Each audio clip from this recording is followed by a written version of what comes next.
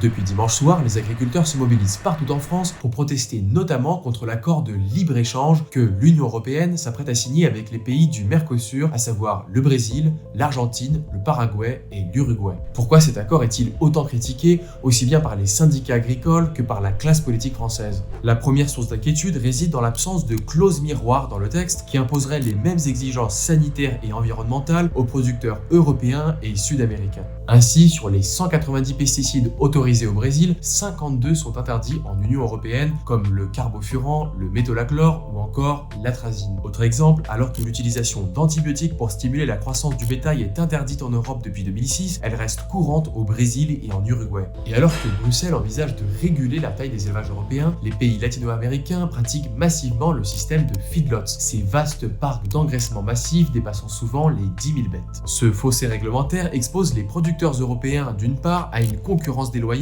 et les consommateurs d'autre part à des risques de santé publique. Mais l'introduction de clauses miroirs ne réglerait pas tout. Encore faut-il qu'elles soient appliquées. Or, la filière agricole est loin d'être transparente en Amérique du Sud. La semaine dernière, un audit européen révélait par exemple des défaillances dans le système de contrôle de la viande bovine exportée par le Brésil, notamment en ce qui concerne l'usage de l'hormone estradiol, interdite dans l'UE depuis 1996. Aujourd'hui, les pays européens sont divisés sur cette question. Tandis que certains, comme l'Allemagne, l'Espagne ou le Portugal, pressent la Commission européenne de finaliser l'accord, d'autres, comme la France, craignent son impact sur leur filière agricole nationale, déjà fragilisée par l'afflux de produits ukrainiens bon marché depuis 2022.